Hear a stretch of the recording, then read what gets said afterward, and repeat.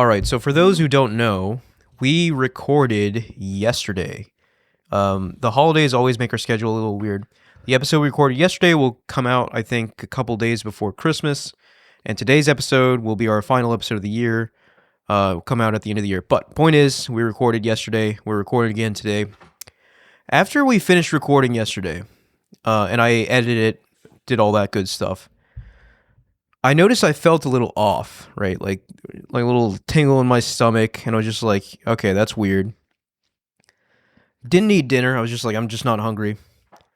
And then I wake up at 4 a.m. And from 4 a.m. to about 9 a.m., I made about 12 trips to the bathroom. Oh, no. And I just feel absolutely miserable. I'm like a completely different person from the who I was yesterday. now. Oh, yeah, God. it's ridiculous. Like, I don't know what I did. Something? All I had for lunch yesterday was Panera, and it must have been something that gave me food poisoning or something. I don't know. It But could have been I- 24, 48-hour food poisoning, too. Yeah, I don't know. It could have been earlier, but Yeah. I didn't eat anything last night. Didn't really eat anything for lunch today. And I keep going to the bathroom, and it's miserable. So I just wanted to share that with you guys. Thank you. Thank you for sharing. So if I'm a little, Wow. I'm a little low energy today. That's why I've had all the fluids sucked out of me.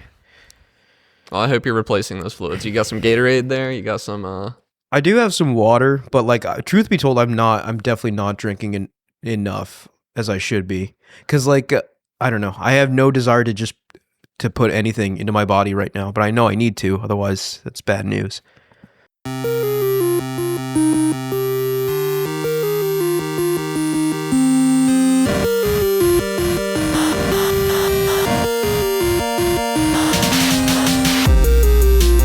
And welcome back to Gametalk. I'm your host, Ahmed B. On today, I'm joined by Connor Hey, guys. and Mike. Hello. And this is our final episode of 2025, our game of the year for 2025. We are doing our traditional tournament bracket for our top 16 games of this year, pit them against each other, decide who is game of the year. Now, just a quick note, if you watch this episode on YouTube, the bracket will be up and updated as we go through it. So I encourage you to watch this episode on YouTube if you're audio only. But with that being said, Connor, Mike, shall we? A little bit about the bracket. By popular demand, we did a random bracket again this year. I didn't do any seeding other than that I hit random until it was a bracket I could live with. Okay, I will say, even that, there's some inherent bias, right? Because it's a bracket you could live with. Well, it was a bracket I could live with, or you could live with. One of the two of us was going to be really upset because the first 3 times I hit random Monster Hunter Wilds was against Death Stranding 2 in the very first round, and I was like, I figure Michael side with me, but I don't really want Death Stranding 2 knocked out in the first round. So I think it's also important to make clear we only put games that we actively played this year on this bracket. That's right. So that's why like Kingdom Come's not on here. Yeah, so it's honest to us, the three of us. Ghost of Yote is not on here. Well, Ghost of Yote is not on here because I played it, but we didn't put it on our top 16. Yeah, we didn't put it on our top 16. there's only a few games on here that only one person played. There are a few. Yeah, a couple other noticeable ones. Like, is Blueprints on this bracket? Blueprints is on here. Yeah, For Blueprints is on it. I'm trying Death to Stranding. think. Death Stranding. The like one person played it are like Arc Raiders, Death Stranding, and Split Fiction. Europa Universalis, Civilization 7. There's a little bit of it. We'll get into that. Yeah, there's a good bit. Shall we get started? Yeah, let's do it. Very first round, for having been random, I think is kind of fascinating. Civilization 7 versus Europa Universalis 6. Random after you clicked it 6 times. Hey, okay, yeah. I didn't look at this though. I looked at one matchup that I didn't like and waited for it to go away. This is the question of strategy games, sim strategy. This is I have nothing to say. I didn't play either of these. Yeah, so how do you like your crunch? Yeah. I played Civilization 7. I did not play Europa Universalis. And we have mentioned in previous episodes, right? I really liked Civilization 7. I do know that there's issues people have with it. The developers are heavily patching the game, changing some of the core mechanics. So I don't know the current state of Civilization 7. However, I really enjoyed my time with it. However, I will say, just looking at videos of Europa Universalis, that game looks That game's absolutely crunch. redonkulous. It's crunch. It's Um, crunchy. It looks like the most complicated game I've seen in my life, and it looks like something that would totally be up my alley. Yeah. So I will say, Mike, if you're passionate about your choice here, I will concede. Yeah, I don't really have to explain EU6. It is a Paradox grand strategy that is very complex. There's a lot of interlocking systems. Like, where Civ is a strategy game, a turn-based strategy game for the masses, EU6 requires a certain kind of person that can really get into the details and really enjoys running an effective economy. Like Rick and Morty. Like who likes Rick and Morty. You have to have a And to be high clear, IQ to play EU. I'm not even sure if I'm capable of playing EU4. Like, There's a lot of automation that you can do. six? Is it six? It's EU6, yeah. You can automate most of the crunchy elements away and just focus on the parts that you want to engage in, Really? and kind of gradually introduce more systems for yourself as you go through it. Well, Yeah, because you can like So- automate it. Yeah, you can automate most of it. I'm like, even perfectly diplomacy. happy. Also, everything. before we get too much egg on our face, it is Europa Universalis 5. I know I wasn't crazy. Yeah, it is EU5. Why So is I it don't know why we EU6? have 6 on there. I don't know why we have 6. But Hold on, I was confused. we should correct that. Something wasn't right here. It's like this episode coming at you from like 2032. This is Yeah, the I just future. fat fingered it. Don't think about it too hard. Stellaris Yeah. 3's out. Crusader Kings 9. Like, I don't know. Hoi 4's still running for some reason. But yeah, so are we going Europa Universalis 5 on this? I'm Yeah, perfectly I'd give happy it to over do Civ. that. All right, let's give it the nod here. And you can see our bracket updated in real time. Very fancy, right? We've never really done this before. So Yeah. next up, round we is have tricky too. Blueprints versus Doom the Dark Ages. So this is tricky because I've played Blueprints. Connor, you've played both, and I think Mike, you've played neither. Yeah, I haven't played either. So let me talk about Doom the Dark Ages first. Visual spectacle, which isn't something I care about that much, but I do appreciate it. Increasingly, it's something I realize I don't care about that much. But it's the first ray tracing, first Doom. It's the first one that's like kind of has some Quake in it. Like there's some Cthulhu-y stuff. But it really just fits into the new Doom trilogy. Or even calling it a trilogy. They're just going to make a million of them, I think. Right. But the Doom 2016, Doom Eternal, I really like what they're doing with this series. I like that they're not like... They feel no obligation to really think of it as a sequel. They really are willing to change things up. Like in this game, like in Doom Eternal, you were agile, you were really fast, you moved about the battlefield very, very quickly, and were kind of squishy. In this, you're still fast, but you feel more like a tank than anything else. You've got the shield.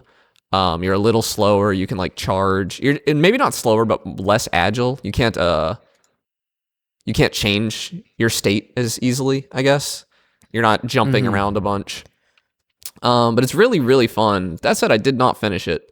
Something else came out, and I got knocked off. Whereas Blueprints, do you want to sell us on Blueprints, Ahmed? Yeah, I mean, I don't think I have to sell you on Blueprints, but Yeah, I liked it, but- Blueprints, another one of those one dev kind of wonder games, right? Like one guy made this, which is obscenely impressive when you look at the kind of puzzle design in this game. But it is one of the most unique games I played this year, right? It is a roguelite game where the roguelite mechanics is drafting rooms in a mansion to find the elusive room, what was it, 41 or something like I that? think it's 46. 46, yes, that's correct. Yeah, so you're this kid who's inherited this mansion from your grandfather, and he's left you all sorts of clues. You can unravel the mystery of the mansion, and then the surrounding history of the world, which is something I was not expecting at all. How fleshed out the world of Blueprints is, and how much you actually learn about the different nations, different languages. The rabbit hole really just keeps going, and was not apparent. Excuse me. It was not apparent at all when I started the game. No, this was a weird game for me because I did find this game like utterly, and this speaks to like the kind of gamer I am, where if I think there's a nugget of value in it, I will push through a lot. Because Blueprints I found utterly miserable for like almost 12 hours, I think. before anything interesting at all happened. And then once stuff started happening, once I started getting it, I was completely obsessed with this game for probably 50, 60 hours, something like It that. is one of those games where you will absolutely have notes, screenshots, even if yeah. you're not that kind of gamer, which I'm not. Like, I'm not one to really take notes when I play. I actually dislike doing that. I did it for Blueprints. I have more because notes on this video game than I think I have for my entire college career. Which is Oh my says more God. about me as a student than me as a Right, Blueprints yeah. player.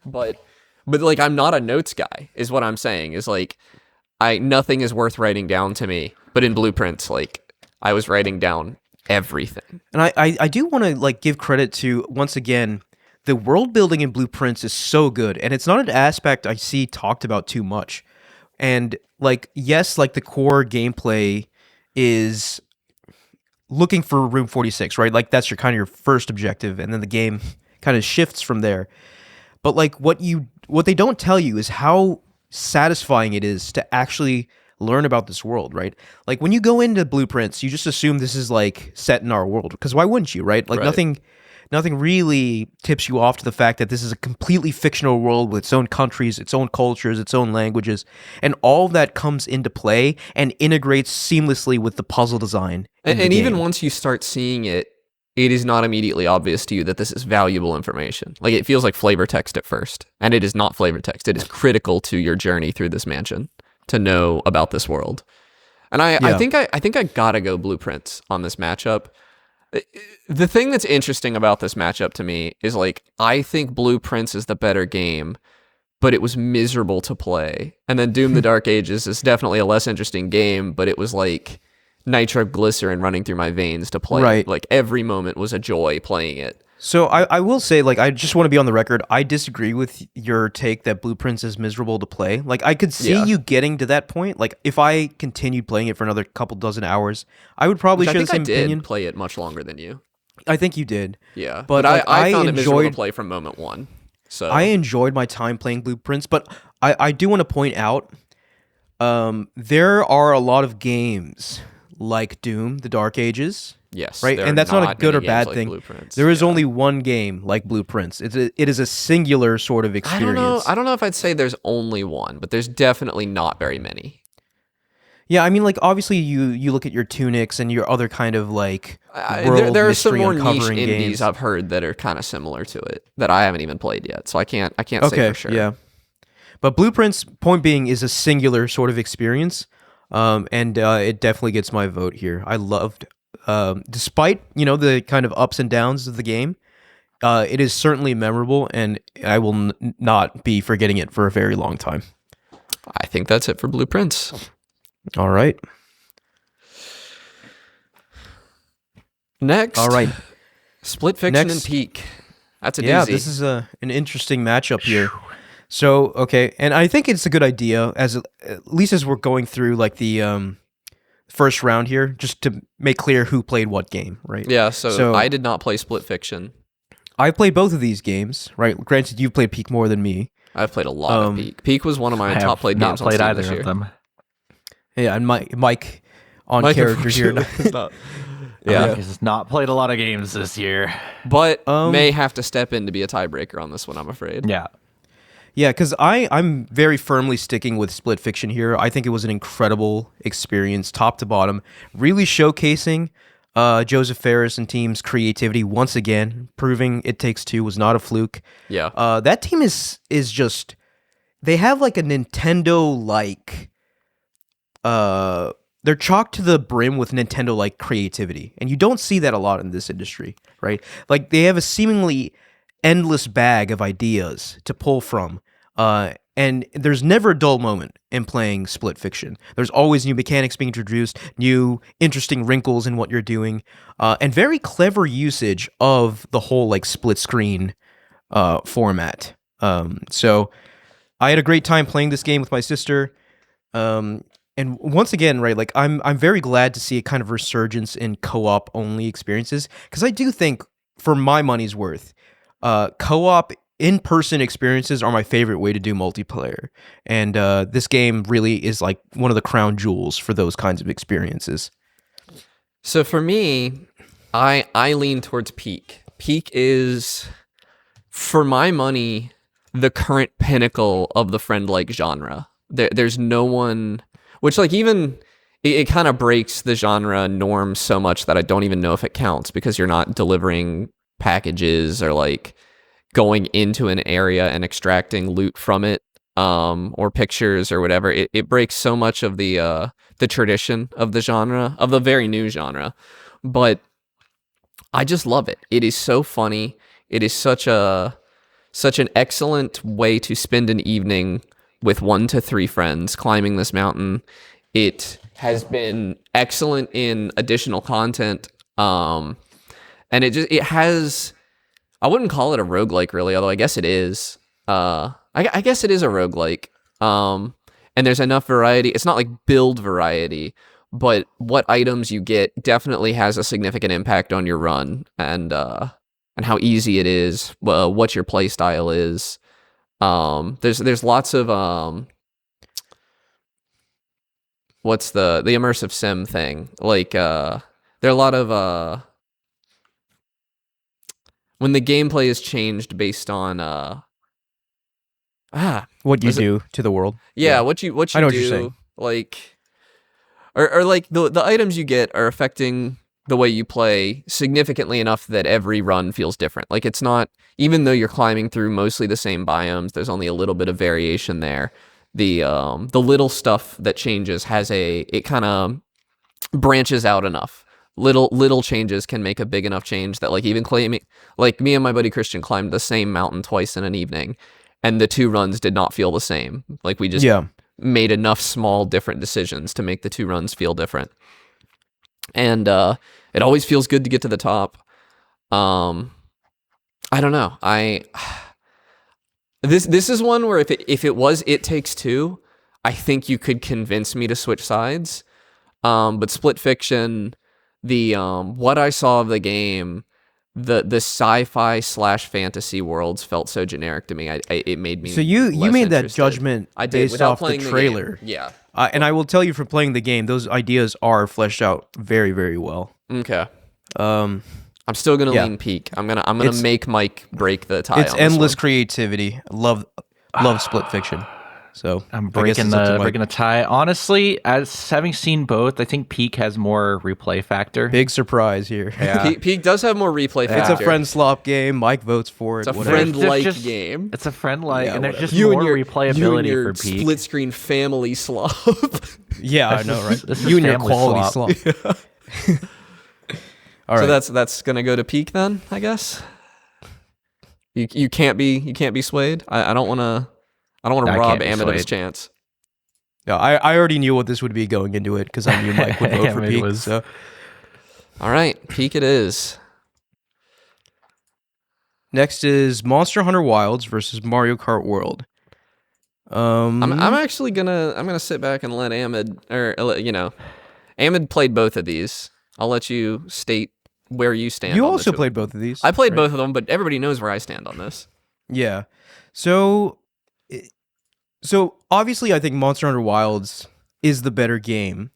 However, I will say I had more fun with Mario Kart World. Really? So where does that leave me? Yeah.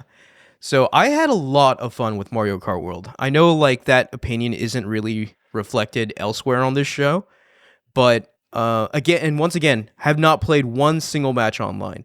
All of my Mario Kart World play has been co-op with friends or family, local, or solo.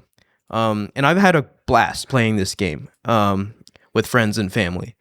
I do think, as far as Mario Kart goes, right, like, yes, you can dislike the kind of interstitial levels, but from like a moment-to-moment gameplay perspective, I think this is the best Mario Kart has felt to drive and drift and the new kind of mechanics where you can like hop onto walls and hop onto rails. Like makes each level a real joy to play, at least the ones that aren't the interstitial levels where you're not just driving in a straight line. I was gonna say I agree with everything you're saying as long as you're on the tracks. I do agree 100% that mechanically this is the best Mario Kart has ever been.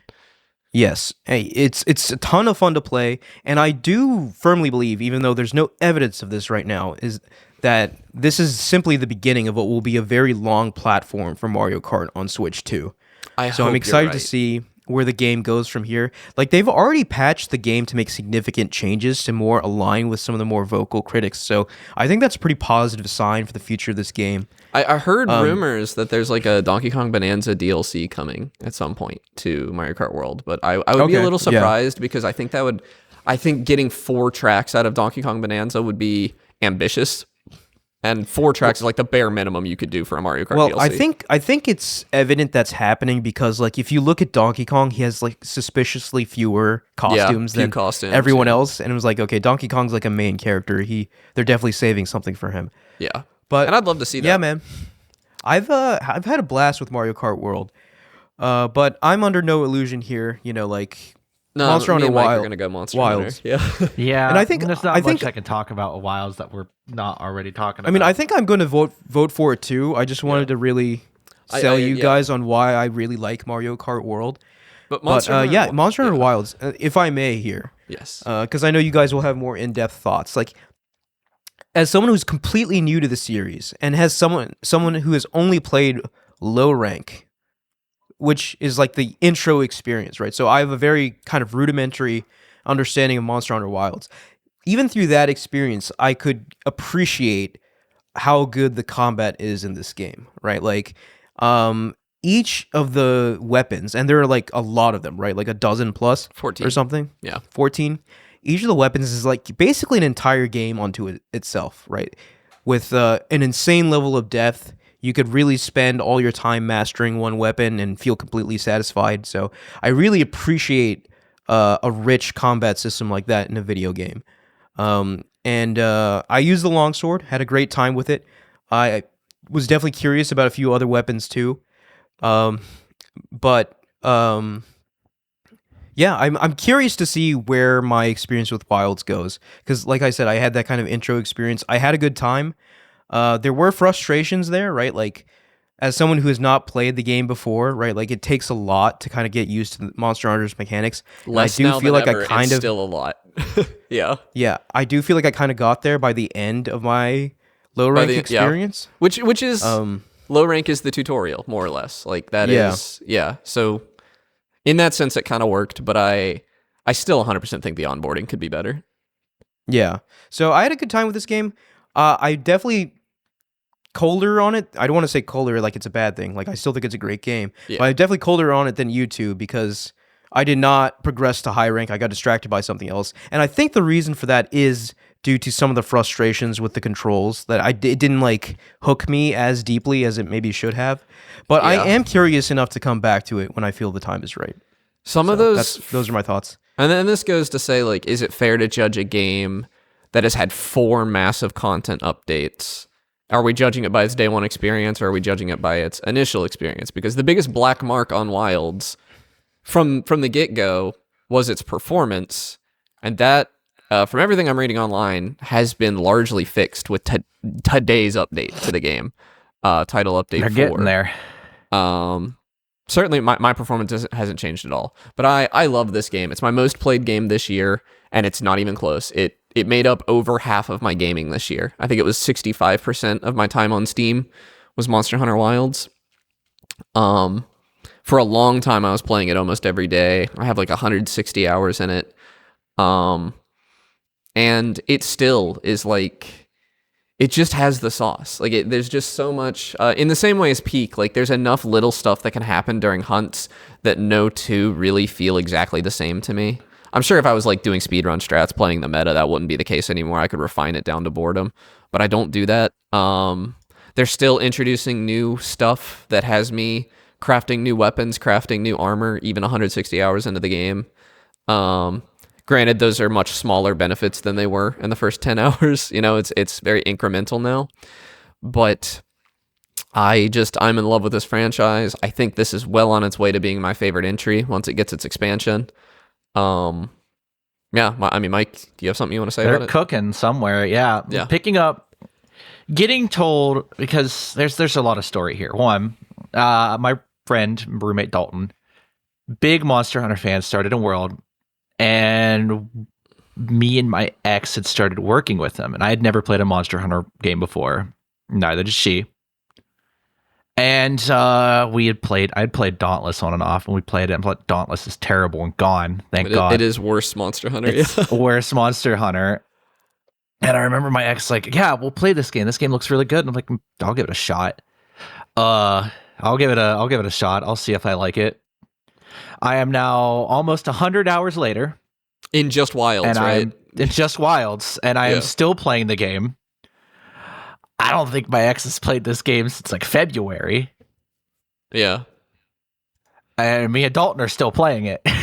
It's a magnificent I did game. not expect, not even Dalton expected me to hook on to the Monster Hunter franchise at such the rate that I did. I didn't expect it, but I picked up that Charge Blade because I heard it was complicated, and I have not left since.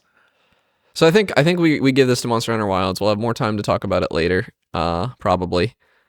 But Flowers to Mario Kart World. Flowers to Monster Hunter. Flowers to Monster Hunter. But yeah, Flowers to Mario Kart World.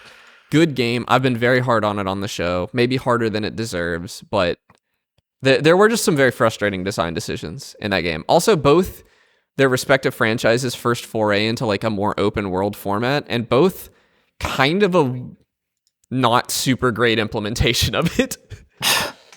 Yeah, it is that like ageless thing of like, does your video game really need an open world? And more often than not, the answer is no. Yeah, no, But really what it sure comes love down to trying is it. the open world was much easier to ignore in Monster Hunter Wilds than it was in Mario Kart. And that helped it a lot for me. But I think we're good to move on if you guys are. Yeah. Yeah, next up we have Clair Obscur Expedition 33 versus Donkey Kong Bonanza. Oh, Donkey Kong. Well, let's talk Donkey Kong. This is the Odyssey team back, firing on all cylinders. This is an excellent game. Yeah.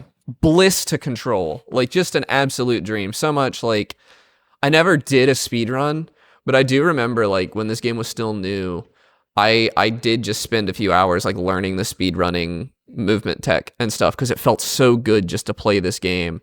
And I remember watching the speed runs, and I don't know for certain, but it almost felt like some of these skips were intentional. Like, some of them felt so like there are games that have excellent speedruns, like Super Mario 64 16 Star, that have such good pacing that they feel intentional. And Donkey Kong Bonanza was like maybe not on Mario 64's level because the run was so much longer, but like it kind of had that vibe to it. It felt really, really good right up until the very end of the game, which ironically is like the best part of a casual playthrough. Yeah.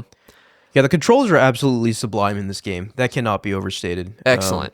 Couple black marks on it. The visuals are weird. I think the world design is gorgeous, but boy, does this game look like you smeared Vaseline all over a screen. Horrible showcase for the new Switch 2. Which is weird, though. Like, it absolutely, I feel like, could be pristine looking on Switch 2 if they just adopted the Switch DLSS. Yeah, I don't know. But they just didn't do it. I don't know why that is. I think a lot of the levels are just kind of forgettable. Maybe forgettable is the wrong word, just not nearly as lovable as some of the things from Odyssey. I don't know if you agree, Ahmed, but that is my opinion on it. Yeah, I do think pound for pound, and granted, I have not finished Bonanza. I've played, I would argue maybe like 80+% of it. I'm very close to the end. Yeah. But the moments that hit hard in Odyssey hit hard in a way that have not hit in Bonanza for me, personally. Although the ending might change that. The ending, I think, would change that. I actually do think they're both excellent endings. And it's hard to remember Odyssey was so long ago. I had such strong feelings that song playing. I'm not even really thinking about the ending of Odyssey. I'm thinking of like Jump Up Superstar. Jump Up like Superstar, a moment like that. Yeah, there's no Jump Up Superstar moment. But the ending is on good that enough level to combine Jump Up Superstar and the Moon, like the Bowser fusion. Like it's good enough to combine those things, in my opinion. It's really just it's the 100% factor for me. I loved Odyssey so much, and part of this could just be that I'm like 30 now, but I loved Odyssey so much I wanted to 100% it, and I had less free time then than I do now, so I don't think it's that. But Donkey Kong Bonanza, I just don't really want to go get all the bananas. I don't know. I don't feel compelled to do that at all. Yeah. And then there's Clair Obscure, which we don't have to say anything about Yeah. this one quite yet. yeah, we don't have to do. But any final thoughts on Donkey Kong Bonanza before No, we give it a shallow grave? yeah, it's a great game. You just kind of did it dirty in this bracket, but it is what Yeah. it is, right? Yeah. It didn't deserve All right. this. Clair Obscure, moving on. What do we have next? Hollow Knight Hollow Silk Knight Song Silk and Song. Abiotic Factor. This is Yes. another game getting done a little dirty, I feel like. Yeah, right. Yeah, I mean, I knew Skong was gonna win. It was gonna go somewhere. Yeah. It wasn't gonna surpass like Expedition 33, but I knew it was making a run. Right. Hollow Knight Silk Song is like maybe the best Metroidvania ever made. I think it is, like straight up. yeah, The best one it's- I've played. Yeah. Yeah. I think because it used to be for me, it was like Metroid Dread, Super Metroid, Hollow Knight. They were all very similar in the contention.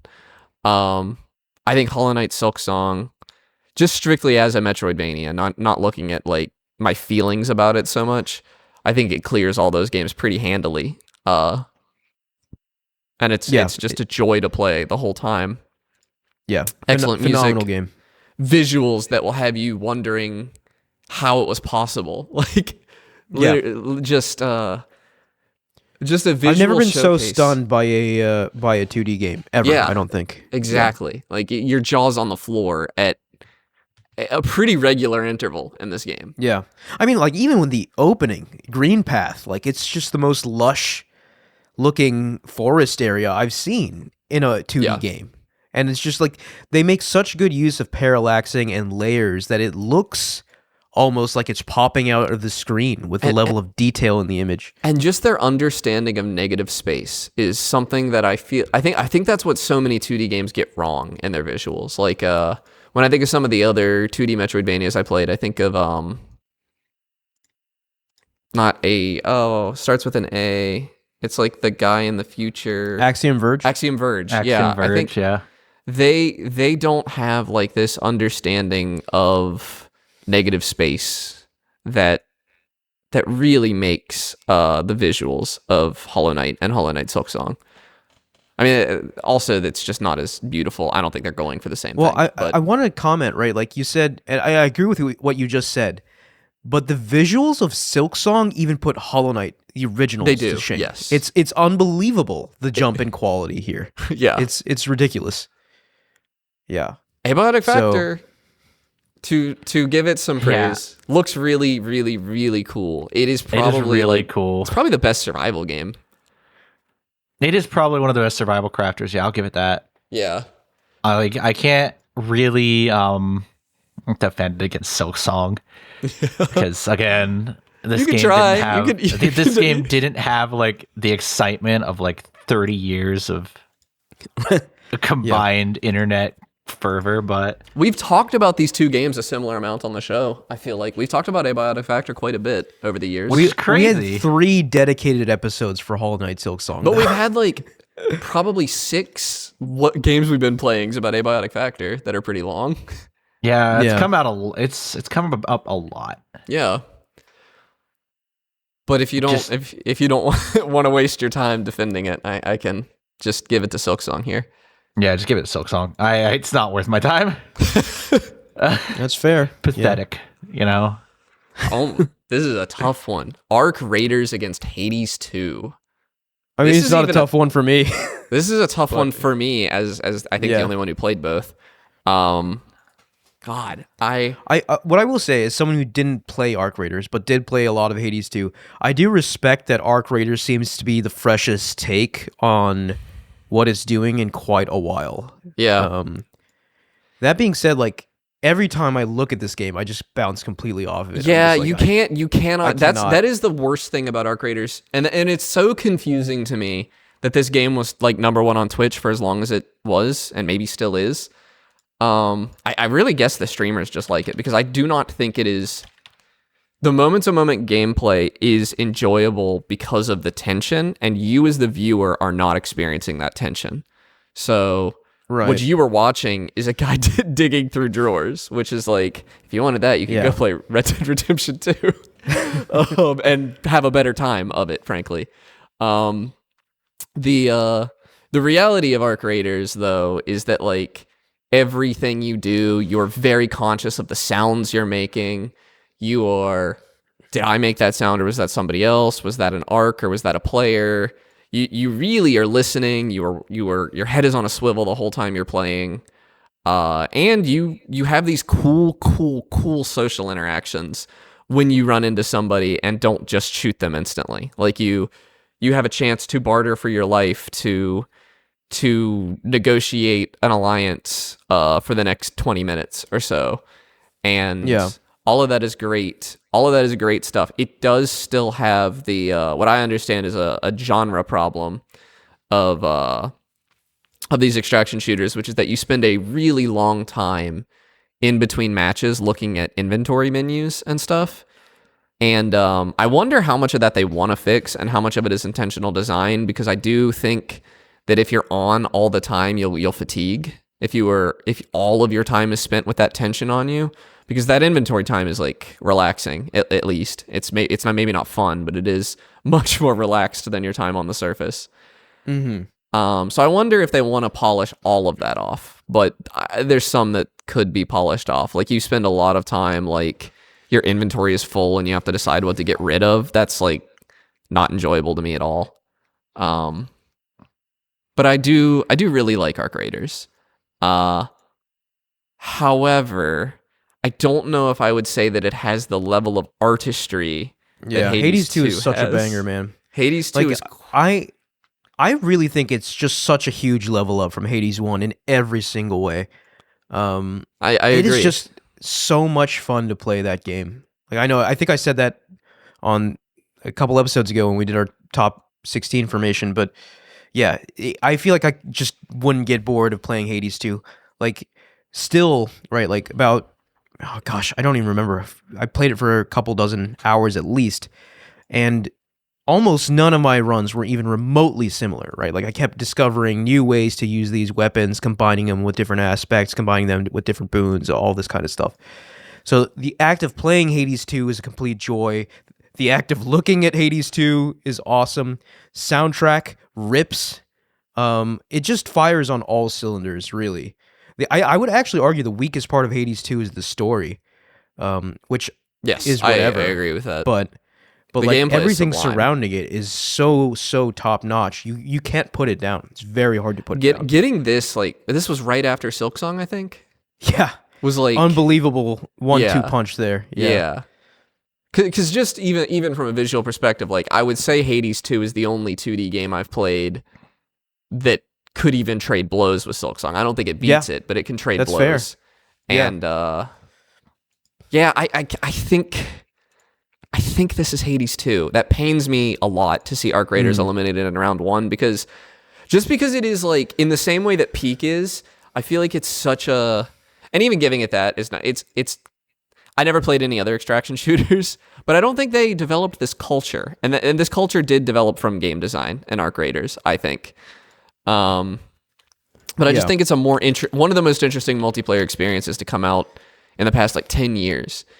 Definitely, yeah. And And I can see that as someone who hasn't even played it. Right? Yeah, and it's the exemplar right now, in the same way that Peak is of the friend-like, it is the exemplar of the extraction shooter currently, and it has dug an early shallow grave for Marathon, I think. You know, it is funny you mentioned Marathon.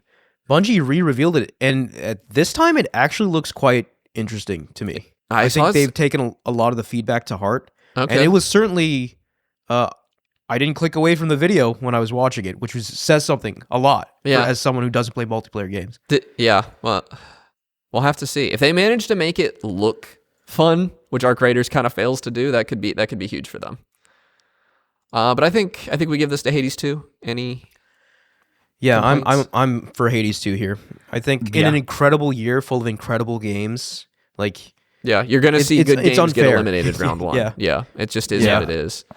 Speaking of which, oh gosh, all right, here we go. Death Stranding 2 on the beach versus Battlefield 6. All This is right. a tough one for me because I do think I'm gonna give Death Stranding 2 the chance to win me over when it comes to PC, which I think will be relatively soon.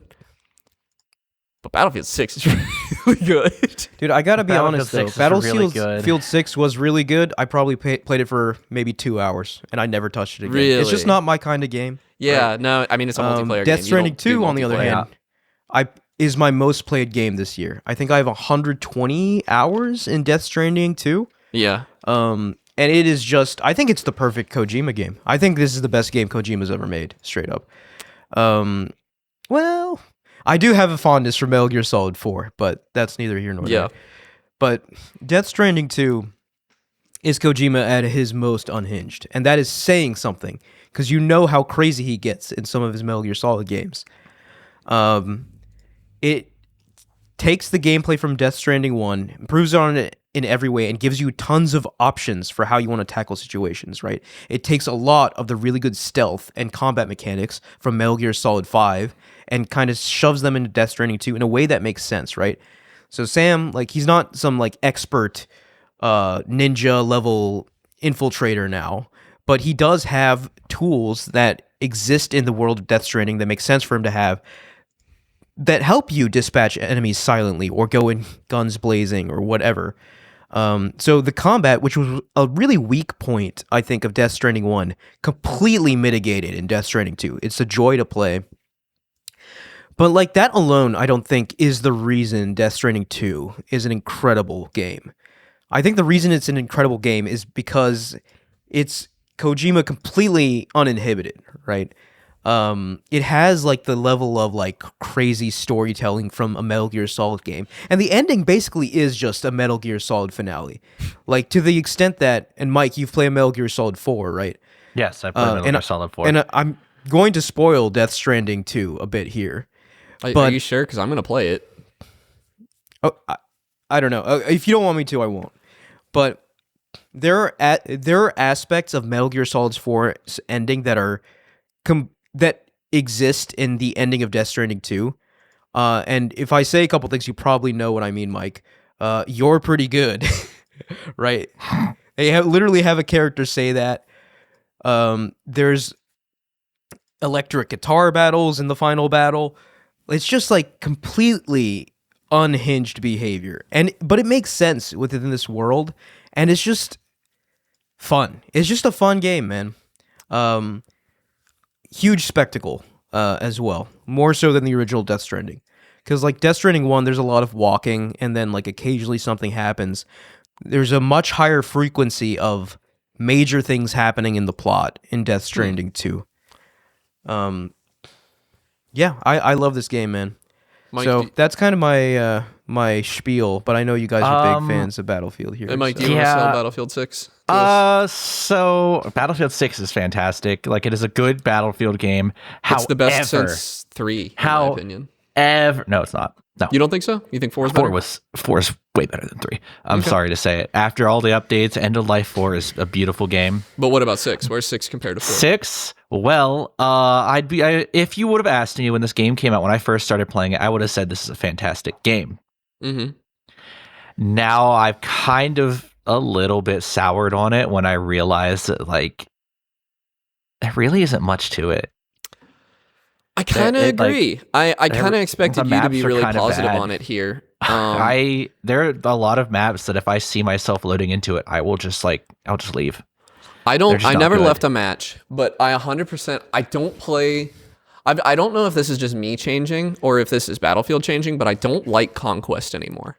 I like Conquest. I like Escalation a lot too. But the thing is, I've tried the newest map they released, which is just New York. I hear cold. it's terrible. Yeah. Oh, it's awful. It kills Yeah. my frame rate. I'm losing 20 frames on average playing the map. So going Yeah. down from a consistent 60, 70 to 40 at best. Oh, that's painful. It's bad. It's the servers are. I've had terrible luck with servers. They're laggy, a Yeah. lot of lag.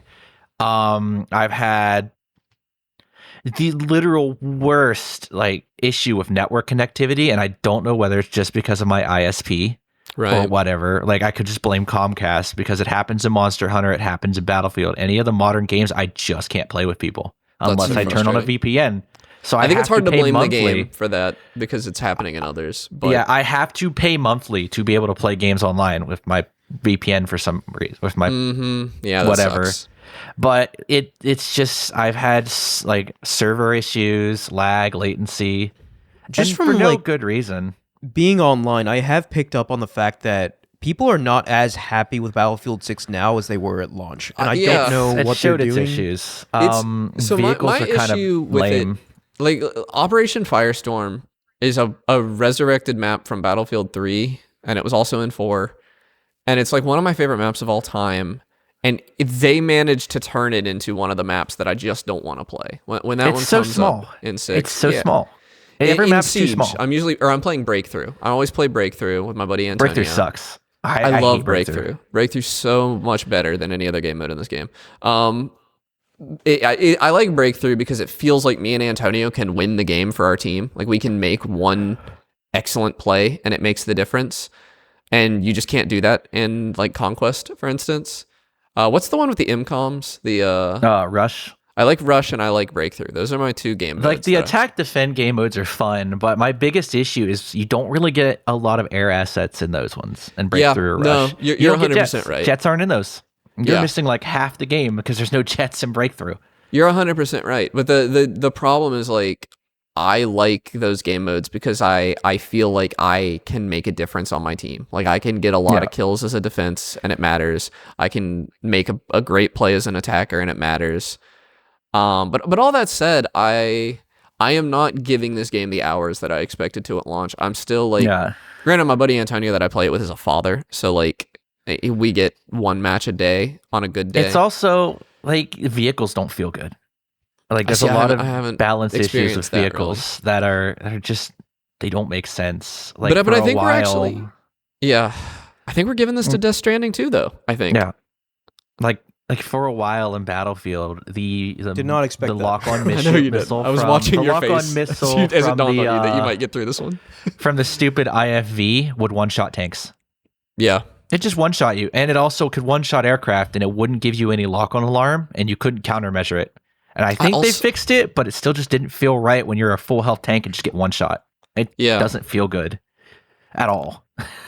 And I don't want to make it sound like I don't like this game, but it has enough flaws, and Amid sold Death Stranding 2 to me well enough that I think I can let Death Stranding 2 get past it here. Yeah. So I'll take it. Sorry, Battlefield. You just weren't. Your maps just aren't good enough. I'm sorry. There aren't enough big maps that really make me want to play the game, and the big maps are too open. Yeah, if that makes sense. So we're through 50 round minutes 1. in, quarterfinals. Here we go. Had to make some painful decisions. I think that's going to continue. Yeah. So round 1 here. Europa Universalis 5 versus Blue Prince. Sorry, Mike. It is a bit unfair here because I think we know what's about to happen. But I fully believe that if I sat down and played EU5, I could potentially come back and be like it wipes the floor with Blue Prince. But that is not the reality we live in. So Blue Prince is just the kind of game that appeals to me in such a. Or the parts of Blueprints that I liked appealed. The parts of Blueprints that I liked appealed to me so much that I played the parts of Blueprints that I didn't like. Yeah. And that's like a special thing because when I really don't like the moment-to-moment gameplay, I really have a hard time. You don't like the moment-to-moment gameplay, but the moments themselves, the moments right? themselves. Uncovering the basement in Blueprints, finally opening the door, right? Solving the chess puzzle. Like these things are like monumental, like mind-blowing I actually moments. think discovering a new puzzle felt better than solving any of the puzzles. Like just because I kind of agree with that because for the whole game sometimes, but like it's also the sense of like you have no idea how deep this rabbit hole goes, and it just keeps going, and you're like, how much is there to this game? It's unbelievable that it just keeps going and going and going. It had like mental inception-y Schiefer Riverwell moments, like it really did. It wasn't like literally how big is this map, but it was how much could possibly be crammed in here. And the answer is like way more than you'd expect. Way more. It's crazy. And also so impressive that it came from one guy. Yeah, like that's just unbelievable. So, So I think we Yeah, move. I'm siding with Blueprints here, but Mike, do you have anything you want to say? About EU? No, not really. It's a niche eulogy. game. Yeah, no It is a eulogy. It's a niche niche game. game for niche people. Like, I think Blueprints it isn't gonna just win a- any major awards. Blueprints is just a bigger niche. I feel like it is Yeah. still a niche game, but it is bigger. Yeah. Blueprints is a niche game, but like I feel like it captured a level of mainstream that games like this typically do not get. Like Yeah. there was a period of time there where a lot of people were playing Blueprints. I agree. So congrats, Yeah. Blueprints. Congrats. All right. This next one's going to be painful for me one way or another. We've got Peak versus Monster Hunter Wilds. Oh God. I love you, Peak. Honestly, both 4-player games, but It's got to go Monster Hunter, right? it's got to go Like, Monster Hunter. I don't even know. A I don't even know if I have game- anything to say. Like I said a lot about Peak in the last round. Yeah. But I Monster think- Hunter is just him. You know. It's, I would have been a little different if Peak would have came out not in the period where I had no money and had no real chutzpah to actually do anything with my life. I was just No desire to miserable. live. No desire to live. Like I just Peak don't came out. think- Peak and what is that other game? Repo. Both came out Mm-hmm. when I had zero money and I was going through a really bad period. yeah. So it's like I couldn't play them. I'm like I didn't want to talk to anybody, let alone play games with my friends. I was just wallowing in my self pity, and it sucks that I have to miss out on the literal peak. You know? Yeah. I also will say, like, if I could get my friends that play Peak with me to play Monster Hunter with me, I think I'd rather play Monster Hunter. Yeah, with Monster them. Hunter is such a fun game Yeah, I to mean, play with Peak's- friends. My read on it is Peak is very fun. It's very casual. Right, but like it's very casual. But Monster Hunter is something you could sink your teeth into for dozens, hundreds of hours. I Right? Like, also And you can would still there's just have never, way fun. more substance there. I would never ever sit down and play Peak alone, or God forbid with randoms. Monster Hunter, I'm perfectly comfortable playing solo, and sometimes I'm in the mood. I play it with randoms. Like it's just I feel like Yeah. Monster Hunter is like 3 layers to it that are like almost different games to me, which is like solo Yeah. Monster Hunter versus Monster Hunter with randoms versus Monster Hunter with friends, and each And of it's- those like I play differently. I have different strategy. I use And- different weapons even. And because of how Monster Hunter works with friends and how kind of I don't want to say it is random. Like you could Yeah. go into a hunt and do perfectly fine. Yep. And then sometimes the AI is just like, I hate you. I hate your guts. Here's the worst string of attacks you could ever have, and you wipe on the same exact monster you just beat. That said, the zombie in Peak made me feel a level of fear that I don't think any Primal game has fear. ever. Yeah, like literally, like I've played horror games in VR that didn't scare me like the zombie in Peak does. I don't know what they did to like make it that way, but my friend even mentioning that he thinks there might be one following us like raises my blood pressure significantly. But I think this That's has to go Monster Hunter Wilds. Yeah. Yep, I agree. Oh, this next one's gonna. Moving right along here. All right. Oh my gosh! All right, This is so the- we this have is to it. we have This to is the we have to finals talk right about here. this one. This is the Yeah. finals. So in a different reality, when like where If I Connor hit doesn't random fix the 3 or bracket 4 more to his times, liking, Yeah. these two games would have been in the final. This would have been Yeah. the finals. If But I had right done a here- handcrafted bracket, I would have ensured that these were in that this was the So These just are- in case you're not watching this is Claire Obscure Expedition 33 and Hollow Knight Silk Song. And So- I would go even further to say almost in any year, if these two games were released, we will be talking about these two games in the final. In almost any single year I've been alive on this Can you earth. imagine if this was Is like how the strong- same year as Elden Ring or Baldur's Gate? Yeah, yeah, Oh, right. God. But that's just how strongly I feel about these two games. These are two unambiguous 10 out of 10 masterpiece games that will go down in history This is as hard. some of the greatest games of all time. Both of them are. So, But there can only be one winner. yeah, the Yeah. question here is whether or not. I think we all know who's winning. No, but- we all know who's winning. We all know who's winning, but It just I don't want it to look like Silk Song didn't stand a chance. And it like No, it is very much the case of like, I'm going to be completely transparent here. Claire Obscure wipes the floor with every single game on this bracket, but Silk Song comes the closest to bringing it down. Yeah, It really does. That's Silk how Song- good it is. Silk Song is a game that is just literally more Hollow Knight. And that's all the people wanted for it. That's all. That's it. Dude, but that's all you needed. that. I feel like that's even underselling. That's it. yeah. It is more but- Hollow Knight, but the way they refine their formula and improve it, it's masterful. such. Yeah, Hollow Knight, it's but better. beautiful. Like they improved it And in Hollow Knight ways was I didn't good. even like conceive of. But Claire Obscure made me cry like 3 times. Claire Obscure, listen, I don't think a single Hollow Knight game could ever make me cry. But Claire Obscure They're just not made me trying to. sob. Yeah. But you know, but let's get into it, right? Like so, I think 2 areas where you can actually compare these games are boss fights, right? And I think pound for pound, Silksong does have better boss fights I than agree. Clair Obscur Expedition 33. However, what I will say is the final, like absolute final challenge in both games, incredible tests of skill. I'm talking about Simon in Clair Obscur Expedition 33 and Lost Lace in Silksong. Yeah.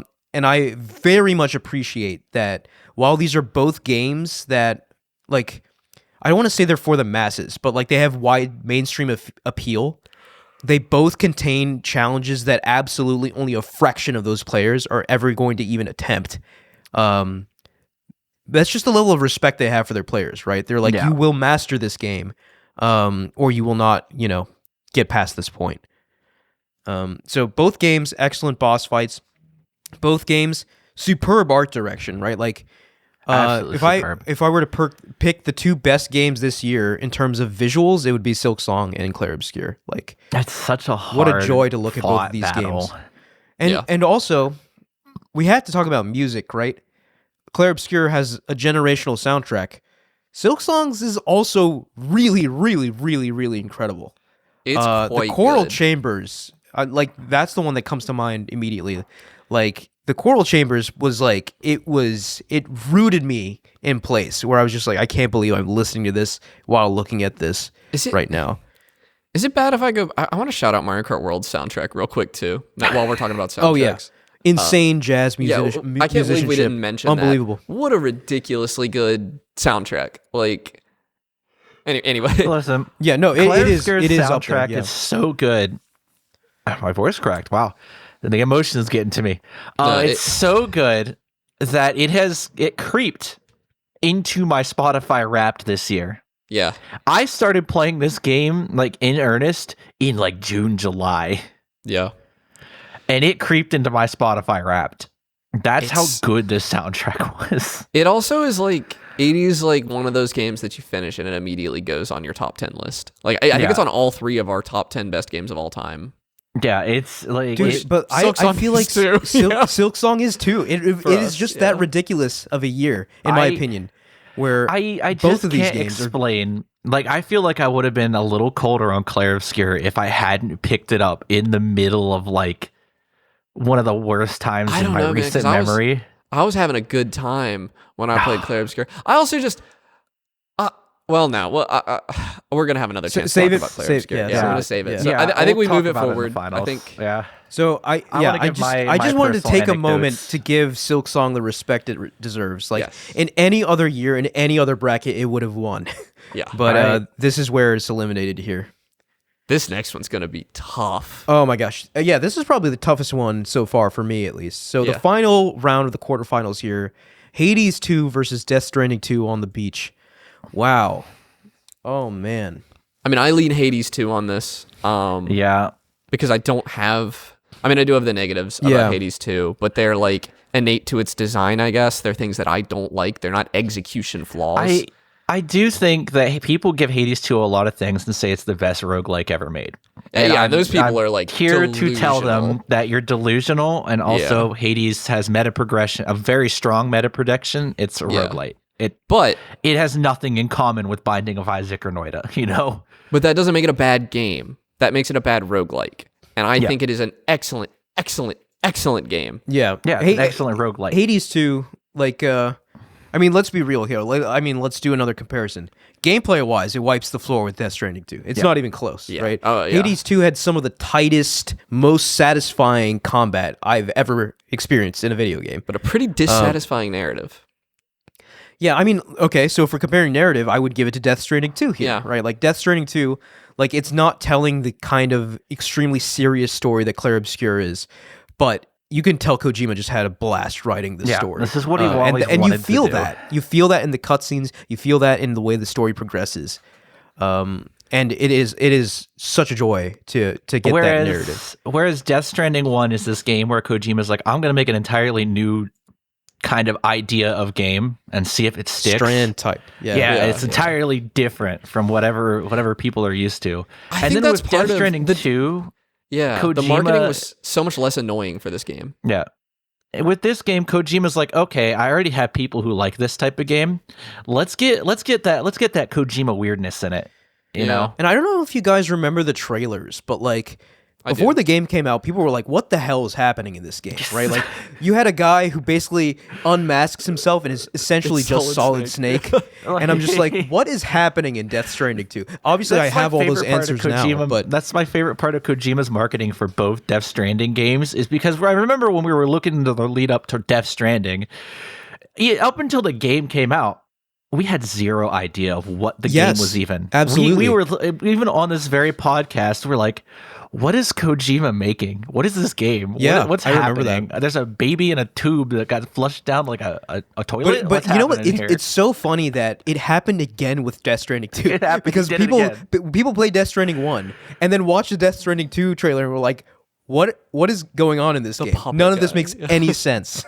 And I love that, right? The marketing executives at Kojima Productions are literally walking up to Kojima and saying, yeah, sure, Kojima-san, we'll do whatever you want. It's nuts. There's OD and whatever he's coming out with next. I expect their marketing to never tell us what the game's about, what it is, and just make us go, huh? And I want to comment a little more on the gameplay. I talked about the combat of Death Stranding 2, but to me, that's not the most interesting gameplay in Death Stranding 2. The most interesting gameplay is the actual deliveries themselves, because you've been given so many. Well, that's the thing. It's not just walking anymore. You can repair these monorail things and ship freight across the entire map, and there's logistics around that, and so it just becomes a lot more interesting transporting cargo. That was when Death Stranding 1 got interesting to me. Was when it wasn't just walking anymore. Like when you establish your zipline network, and you can do all these kinds of interesting things to change the gameplay. So my heart says Hades 2 for this, but if you feel really, really strongly, I could go Death Stranding on this. So I will be honest with you guys. I don't know. I'm like stuck 50-50 here. Like this is a very tough decision for me. Listen, I love Kojima games. I didn't play Death Stranding 2, and I feel like there'd be an uproar if I didn't say Hades 2 for anything. Yeah. But we live for the uproar sometimes. We do. You know what? We do live for the uproar. Actually, you're right, and I like Kojima. Put Death Stranding on that up against Clair of Scare. This is much more interesting. That's a bit of metagaming, but for the sake of of interesting discussion. You guys have both made a decision, and I'm the one who's not sure, right? Well, I lean Hades too. Yeah. But I didn't this play. is very, very we weird. were an upset. Yeah, I am. I did say right, though, that if I played Death Stranding 2, I would still pick Hades. So because I don't think Death Stranding's a very Connor game. So, but I do. Like I said, Death Stranding 2 is my most played video game this year by far, which is saying something. Hades 2. I did finish it, and that's a rare, beautiful thing. Doing the post game and everything. Yeah. Hades 2, though, sublime. You know, maybe next year we should see this bracket based on Metacritic score. No, it's less interesting that way. It's more interesting having these discussions. All right. But that also means like the really big games are not going to meet until later. Yeah. All right, I've made my decision. I am voting for Hades 2. Okay. Wow. I figured. It's just it's. I had to be. Gameplay is king, right? At the end of the day, you can. If there are two comparable experiences, in my opinion, right? If there are two comparable experiences, you can strip everything away, and the gameplay makes things stand out. And I know what you're thinking, Connor. You're about to rag on me for Red Dead Redemption 2. No, I'm not. I'm not. Yeah. Wow. I got it out of my system yesterday. Yeah. I uninstalled it last night. We're good. Evil has been defeated. Yeah, so this was by far the toughest choice, and probably will be the toughest choice for me on this bracket. But I will give it the edge to Hades 2 here over Death Stranding 2. Okay. And with that, we're moving on to the Semifinals. semifinals. Is that right? Semifinals. And Monster Hunter Wilds. I, honest to God, did not. Monster Hunter Wilds versus Blueprints, by the way. Yeah, Monster Hunter Wilds versus Blueprints. I did not think Monster Hunter Wilds would get, like, it's just a consequence of random seeding, and I feel like I'm going to be accused of seeding this with more intentionality. I mean, who than cares I did. what people Does that accuse mean- you? You have to go with your heart. Yeah. Does that mean we have to I'm put it going to be down honest here. I go Blueprints here. I think Blueprints is an incredible singular game. I am extremely split on this because this is like, they both have moments where I'm like losing my mind. I'm so excited. But Blueprints made me use my brain in a way that Monster Hunter Wilds simply does not. But Monster Hunter And that's Wilds, crazy to hear as someone who, is a noob at Monster Hunter. I feel like I'm using all my brain when I play you Monster see, Hunter. I am the grizzled Monster Hunter veteran where like when I am playing Monster Hunter, it is 99% muscle memory for me at this point. Like I even to the point like fighting a new monster, I can usually like get a very quick read on when I need to dodge through things. And you also were using a weapon that can't block. Using a weapon that can block does make Monster Hunter, like, much like Dark Souls, like having a block makes things easier sometimes. Sometimes. Not all the time. You know me. Not I'm all the anti-block, though. I know. I mean, that's what's dodge great about the weapon. Charge Blade, to shout out Mike's preferred weapon, is that you can block until you have your weapon charged up, and then you go into a mode where you can no longer block and you do a ton of damage, and that's pretty fun. Yeah, if you're in axe mode, you are full damage, long animations. It's effectively a split between playing like a sword and board and a great sword Yeah. in terms of like animations and everything. But Monster Hunter Wilds, like literally, I know, I can't say every moment was pure bliss because it has like those walk and talk moments in the story that a lot of people didn't like. I'll be honest. I skipped like most cutscenes in that story. I mean, I was you just don't not get a into it lot at all. left after once you enter high rank. Yeah, once the you're in game high rank, actually, you're like, done Yeah. with cutscenes, essentially. Yeah, the game. Except for the game like, will give you. It's like a cutscene before every like quest battle where they like explain Yeah. what it is and everything. I think But if it's a you're short one. skipping the monster introduction cutscenes, you're sick in the head. But skipping Yeah. the like Oh my world building, I don't think Some you're of the wrong monster for that. introductions are insane. I watched all the world building stuff because I'm very immersed and like interested in this world. But I don't blame anybody for skipping them. It's not what the game's about. Shout out to the Gog Mazios introduction. Yes. Yeah, exactly. Oh Like my the God. monster introduction cutscenes in this game are so good. But yeah, it's like every moment of gameplay is like bliss to me, and I'm still playing it 160 hours in. I'm still having a really good time with the new content. Blueprints, when I did finally put it down, I was not in a good mood. I hated that game by the time I put it down. I remember that. Yeah.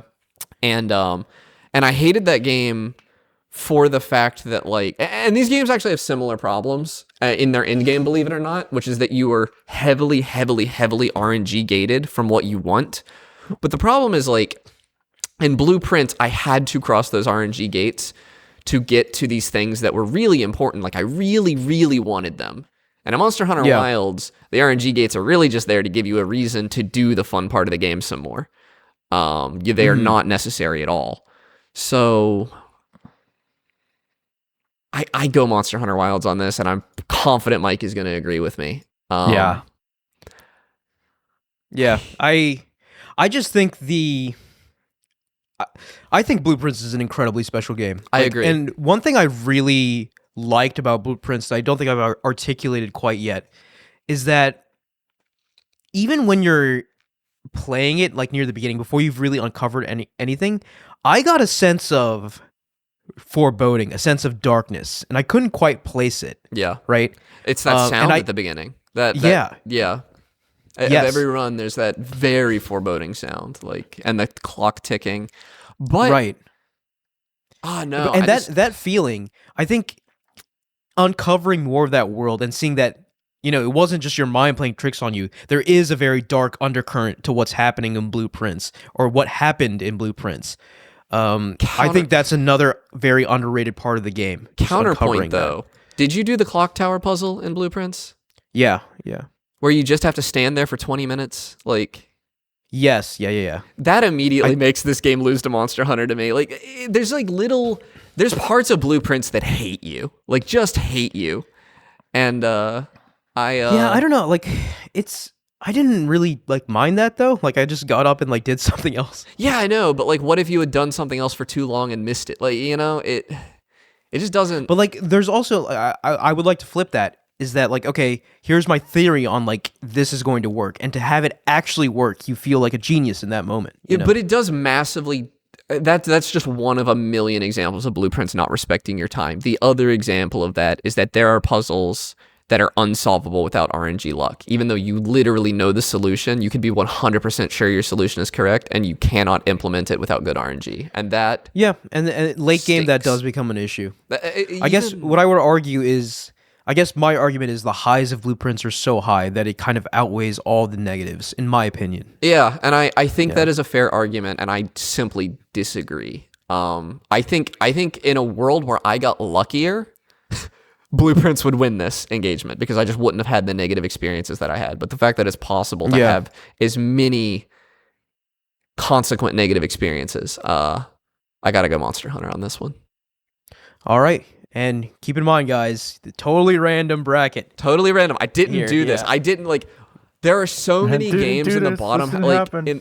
there are a lot of games in the bottom half of this bracket that would have beat Monster Hunter Wilds. Like, just to name a few, like Hades. Probably, I probably would have beat Monster Hunter with Hades. Hollow Knight would have beat it. Like, I know, I'm just messing with you. yeah, I know. I just, I do like it. I do like it as a runner-up, though.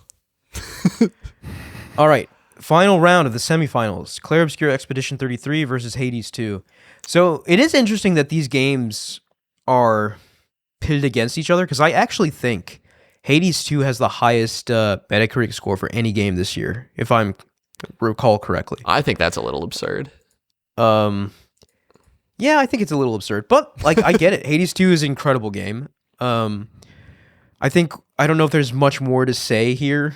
Like obviously we're all going Clair Obscur Expedition 33 here. Yeah, it's a But, narrative difference. In my mind, if there was like a gold, silver, bronze medal, gold would go to Clair Obscur, silver Hollow Knight, and then bronze to Hades 2. The only one of those I in my disagree head. with is bronze. I think I could actually. Blueprints, I think I liked more than Hades 2. Yeah, that would be tough for me. Yeah. I'm not sure which way I would But lean there. all indies, like that's something crazy about this Yeah. year is that AAA really could not compete. And even not saying indie, but saying like Fresh Blood, because like Embark is a pretty new studio. They're not AAA with Arc Raiders. AAA just could not, or like the old guard AAA had a very hard time competing with the indies this year. Yeah, I mean, and this is reflected even at the Game Awards, right? Like you saw most of the nominees were indie games. Yeah. Or like half the nominees were indie games for Game of the Year. So it is an awesome thing to see. And yeah, like I think this is the strongest year for, if we're using a broad definition of indie, I think this is the strongest year for indies possibly ever. I mean, you look at Clair Obscur, you look at Hollow Knight, you look at Hades, Blueprints. I mean, Yeah. it's just incredible showing here. So yeah, Hades 2, incredible game, but I think we know where this one's Yeah, going, let's just right? give it to Clair Obscur. Let's not mince words So here. Yeah. the finals here, and our game of the year. So is it going to be Clair Obscur Expedition 33 or Monster Hunter Wilds? It pains me to kill my baby, but it's got to be Clair Obscur. Yeah, It's- as a yeah. game that kind of hit me at like the lowest point, and as I played through it, it guided me through like the worst time of my life and made me a better person in some weird, twisted way. I cannot say that this game was not good. I cannot. I mean, yeah, cannot, no, Clair with my Obscur heart is of hearts. such a powerful analysis of grief. As someone that, who like- was going through a grieving process Yeah, I think at the same time as I was playing through this game, oh my god, it was astoundingly helpful. I don't think I will ever see another death in my family or in my personal life without like, when one falls, we continue. Like, Yeah. echoing in my head. Like, It's crazy. It's such Yeah.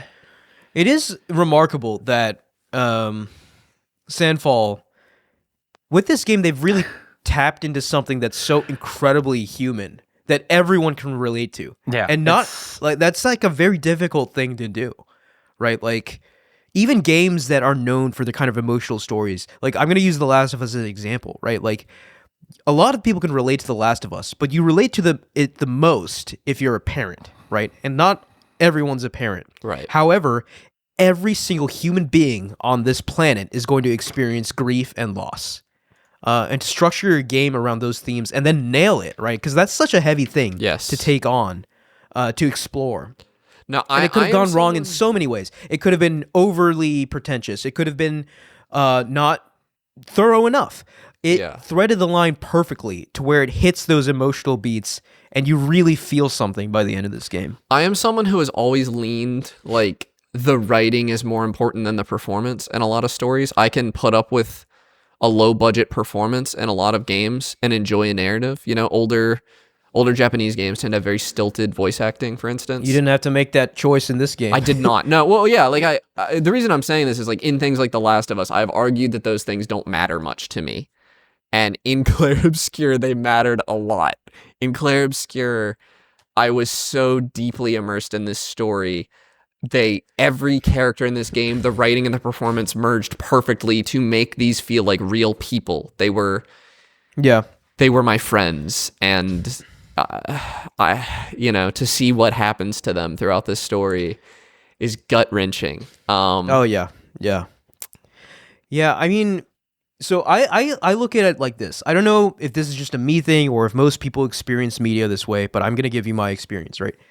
There are certain moments when I experience a piece of art or a media, and it happens very rarely, right? But there are these moments that basically like leave an imprint on my soul, like my very soul. And I carry with me like forever, right? Like, and to give some examples, One Piece, I Want to Live. Oh, That moment will stick with me until the day I die, right? I feel the And- exact same way about when Nami says "Help me, Luffy." Like I think of that Yeah, all the time. yeah. Like So, I mean, that's just One Piece, right? But like, there are other examples in like music, in video games. But another such moment happened at the end of Clair Obscur. And specifically, I'm talking about Verso's ending. I can vividly, in my mind right now, replay that exact scene, hear every line of dialogue, hear the exact music, see the expression on everyone's faces. It freaking burned into my soul forever. And it was one of the most powerful things I've ever experienced in a video game. Ever. yeah, And for a game to do that, right? Like, how could it not be Game of the Year? It's ridiculous. it is Right. kind of quality slop though, right? Quality slop. No, it's Just kill me. Yeah. It's just like immediately in contention for the best game I've ever played, like the best game of all time, and that it is Yeah. just. It is so rare. I hold Outer Wilds, my favorite video game, and the best video game of all time. It is both.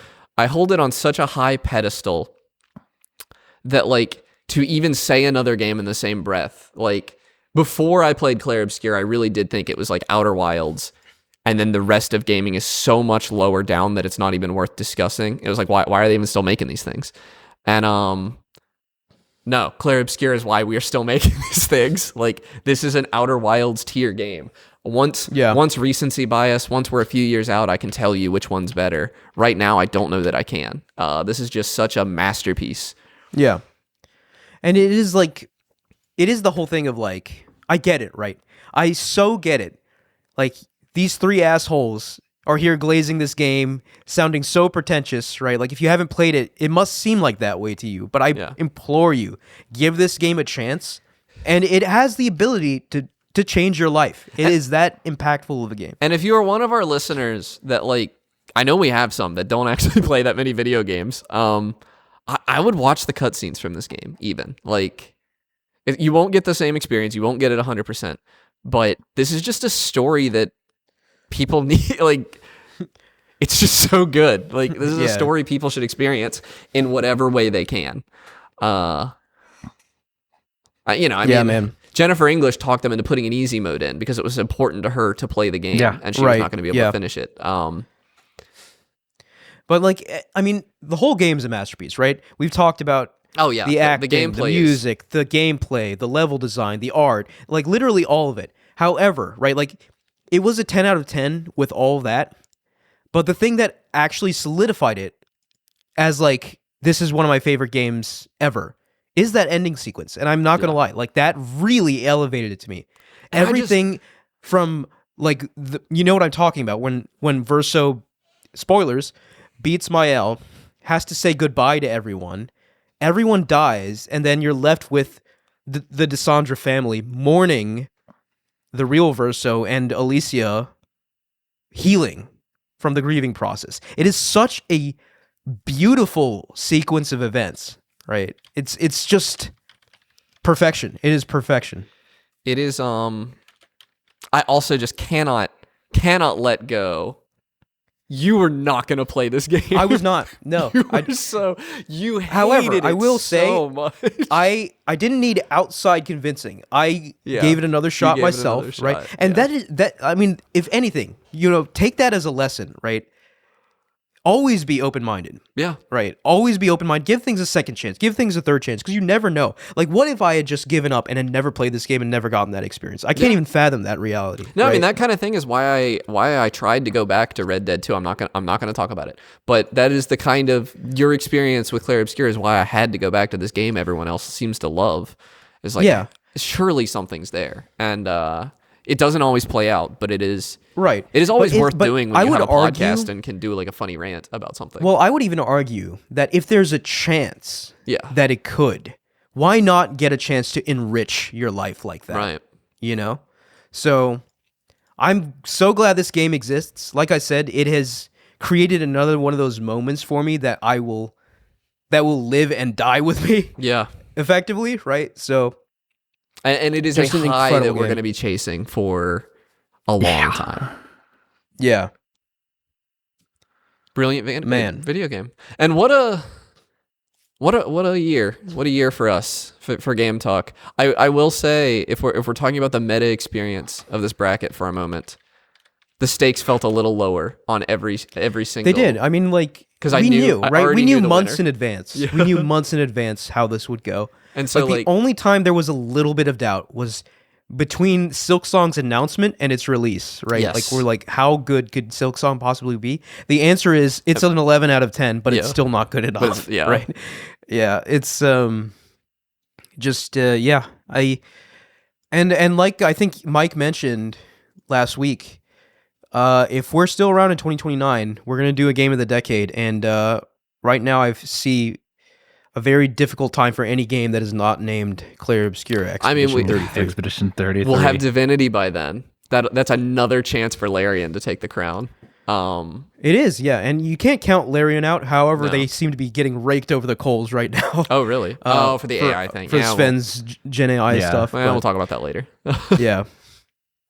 But yeah, I mean, just looking forward to what's next, right? Like, how are you, Sandfall, right now? Yeah. The monumental, seemingly impossible, Herculean task of creating a game that tops this. Yeah, I mean, Just- that has to be how Team Cherry felt for 7 years, right? Like, And then they did it with ease. and then they did it. Yeah. Yeah. So I don't know. Like, I can't even. It's like one of those things where I can't even imagine a video game that is significantly better than this. No. Right. And if that exists, it's gonna like unlock a third eye and like make me see things that I couldn't see before. But yeah, this is one of those games, man. This is one of those games that can change how you see the world, can change how you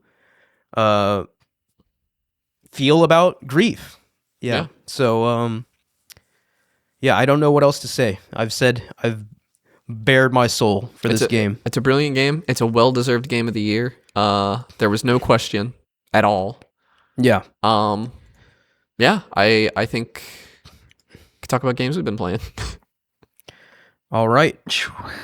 I'll kick us off here. Yeah. So I've been playing Neon White. Oh, This nice. game I've heard this game's excellent. freaking rules, dude. This game freaking rules. So Neon White, for those who don't know, It is effectively a first person like kind of parkour platformer kind of game.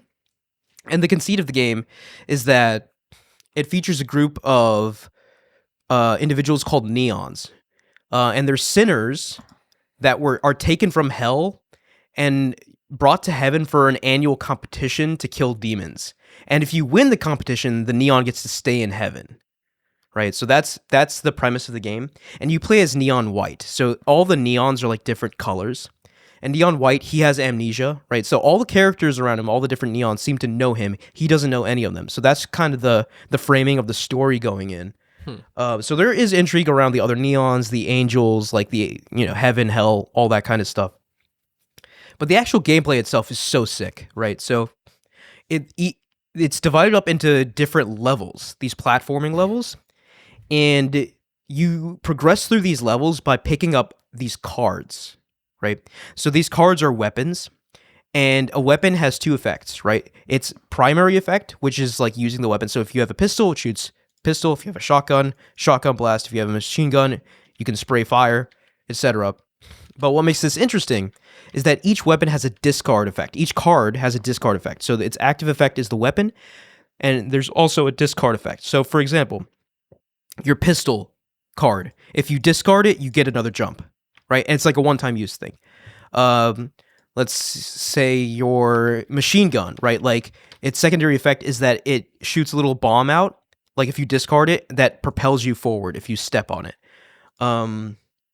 There's another submachine gun that its discard effect is that you immediately drop vertically at high speeds until you hit a surface, right? So you can see how all of these little pieces, these discard effects come together to kind of put together a rich suite of platforming gameplay, right? So your ideal level in Neon White, after you get past the introductory levels, you're moving through these levels, you're picking up cards, you're killing enemies with the cards, you're discarding the cards to access the platforming effects, and it's just this beautiful dance of gameplay. And it is so good, man. This game was given away for free on PlayStation Plus for December. What a steal. Like, what a get here. Yeah, I figured that was why you started playing it, because this game's fairly old now. But yeah, I've it's always a couple heard years old. excellent things about it. Yeah, it is. And that's not like to say about like the stylishness of it, right? Like the voice acting's really good. It's definitely got this anime / Persona-esque style to it, right? Mm-hmm. And Persona to the effect of like you can even bond with your other neons, advance your relationship with them by finding gifts that are hidden in the levels, right? And the nature of the levels themselves, right? Like this is probably the most speed runnable game ever, right? Because each individual level has a global leaderboard, right? And the whole purpose is to complete the level as fast as possible, right? Because you can get trophies based off of your completion time. So a bronze is like the least kind of impressive. Then there's silver, then there's gold, and then there's like diamond or whatever, which means you've basically mastered the level. Yeah. But the intention is, right, like you play a level like once just to clear it, and then you play it again and again to sort of see the optimizations of like, okay, I can use these cards to skip this part of the level and potentially finish sooner. I've heard it's like an amazing intro to speedrunning. Like, oh yeah, absolutely, yeah. Like because speedrunning is built into the very DNA of this game. The whole point is to complete these levels faster, to get higher ranks, to advance your neon rank, right? So if you're not performing well, like if you're only getting bronzes in all these, you're basically not even going to be able to advance the game. You have to replay levels to really get higher scores to advance your neon rank. So it encourages mastery of the gameplay. And it's just it's phenomenal, man. It's so good. I still think I'm very early on. I played for like 4 or 5 hours, but like there's still so much game ahead of me. And I just keep uncovering new cards, right? Like, and I can only imagine by the time you're in the end game, you have this like potential deck of like 20 plus cards that you can access. Well, you have to like find the card on the level, but like a huge, rich suite of like platform mechanics become available to you that just keep adding complexity to your movement options. And it's running at a buttery smooth, like 120 frames per second. Ooh, choice. It's just a really cool game, man. Like it pulls off that like action parkour first person platforming and this with is on style. a controller. Because Yeah. there's some very precise shooting you have to do in this game, isn't there? Nothing yet that I've found that like I can't do with the controller. Okay. Like it might advance later on in the game. Okay, I don't But, know. I haven't played it. But I've yeah. always thought of it as like a very fast game that you have to make precise shots with. And so I've always kind of So what I wondered will say, how like- it is on console. Yeah, the shooting definitely matters, but what matters most are the discard effects. Which, Okay, like yeah. give you the platforming effects. That Like makes for sense. example, another one is like a rifle, right? Like it's a single shot rifle. You get like 3 shots, or if you use its discard effect, it basically sends you forward as like a spear. Right. And so there are these levels that like make liberal use of the discard effect for the rifle. So you're just like zooming through these levels, right? Like so fast. And it feels great, man. Like I know like first person platforming, if not done right, it can, at least for me, it makes me kind of motion sick. Yeah, and like it's always hard to gauge distance. Yeah. Well, I I've won't say not had- always. It's often hard to gauge distance. I just want to say didn't have any kind of depth perception problems or any kind of motion sickness while playing this game. It's first person platforming perfections. So Very nice. really, really enjoying Neon White. Mike alright. and I assume, Gog have both been Mazios. playing Monster Hunter Wilds. Last night, it got its final title update before the expansion, which has not been announced yet, but it's coming. And it introduced 2 major things. One is performance updates that seem to have, for many people, largely resolved the performance issues. I'm seeing people saying anywhere between 15 and 20 frames per second improvement. I saw 0 improvement at all. That's sizable. I didn't really need it. It was already running pretty well for me. Yeah, I'm sure these optimizations were more for people with like mid to lower end. Yeah, I think maybe my bottleneck has moved, but like my 1% lows are probably better. The game feels buttery smooth. I didn't really do an A/B test or anything, but what this game really added that matters to me is a monster called Gogmazios, the very first Elder Dragon in Monster Hunter Wilds, and I think they did an excellent job at this. They did like a little quest.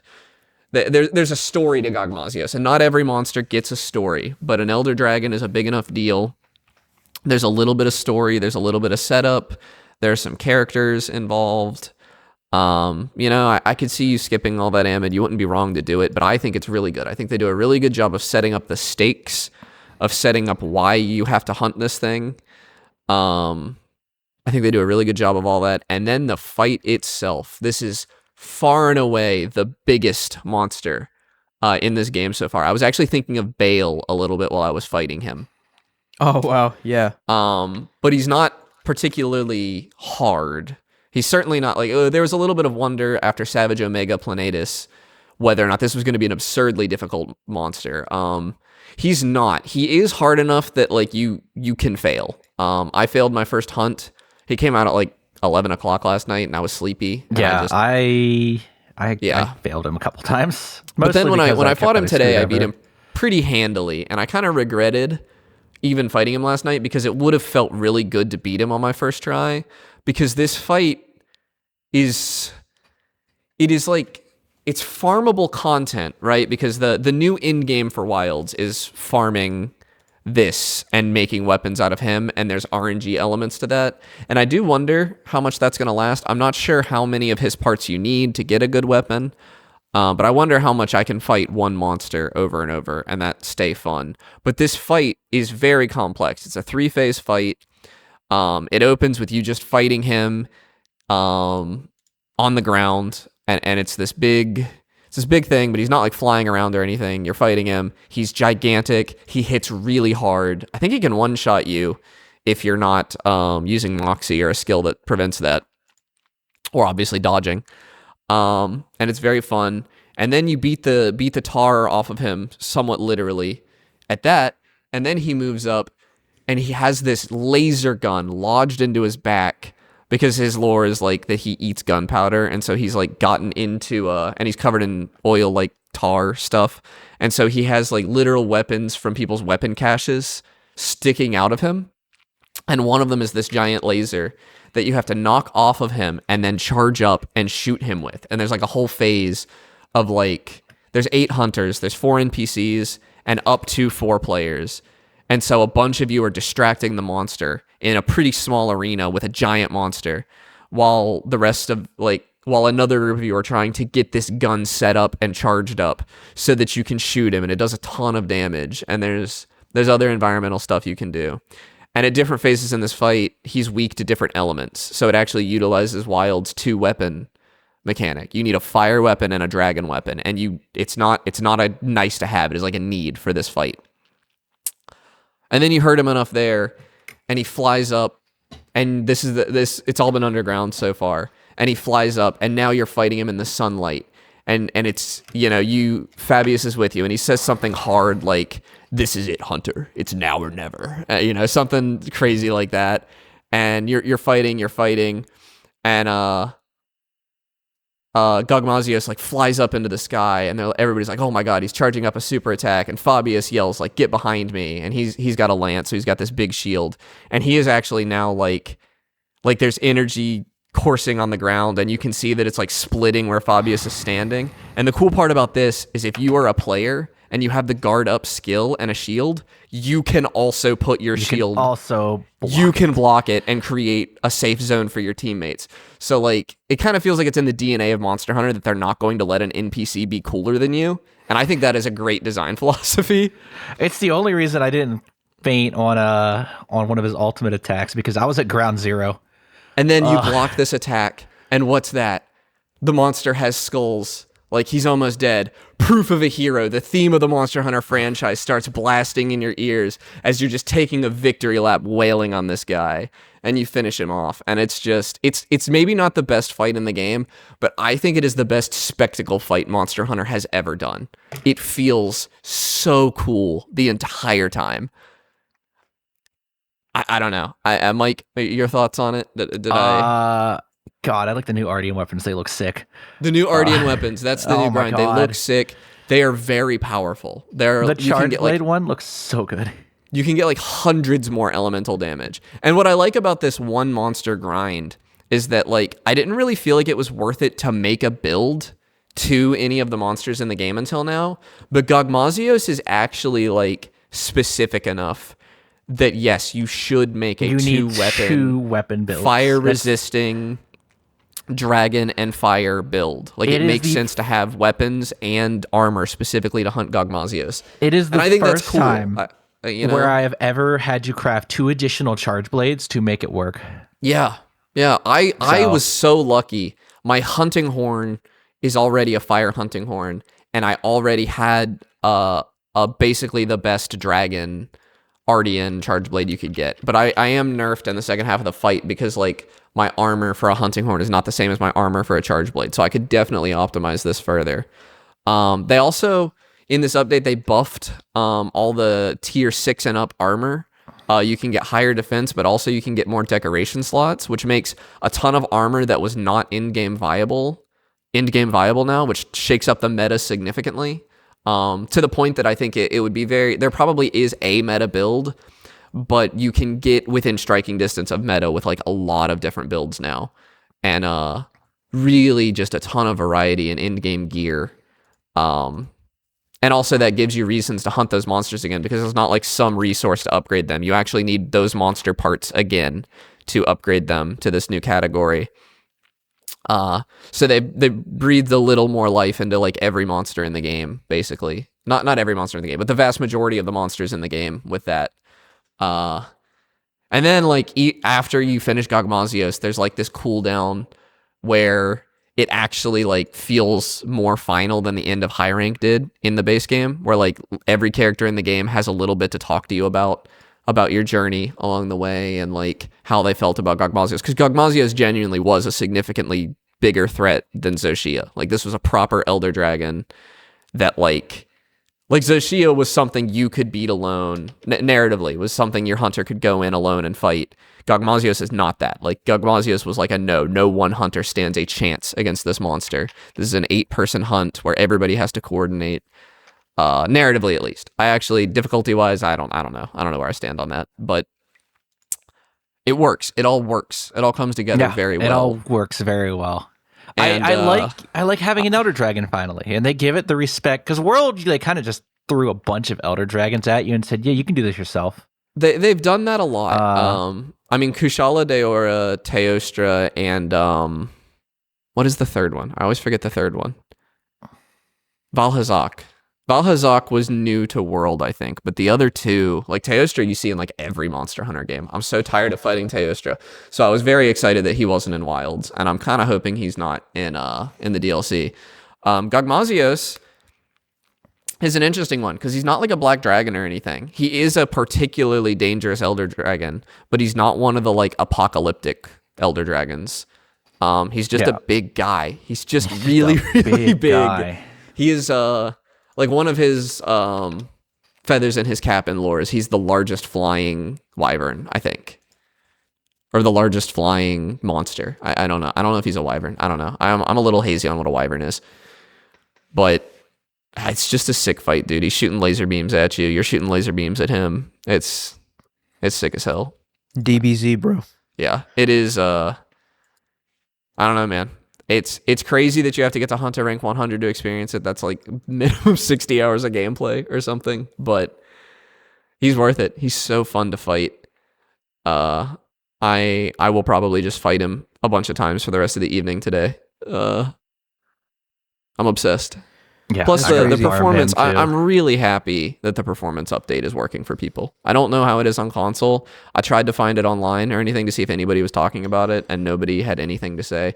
I think largely console players are just a little less whiny about this sort of thing anyway. Yeah, I think they're finally they're probably just, unless it's like really really bad, Right. Which I don't think it ever really was on console because they just compromised the image quality. Yeah, they quite literally heavily, they rubbed so much Vaseline on the screen that it Yeah. ran at like 60 FPS everywhere, I think. which is fine, Yeah. right? Like I would take 60 FPS Vaseline over the alternative. I would too. anytime, So Monster Hunter was a weird, like, PC players are just weird in that a lot of times PC players will complain about the performance of a game, and then there'll be this weird narrative that it runs worse on PC, but in reality PC players are just very unwilling to turn down resolution in a lot of instances.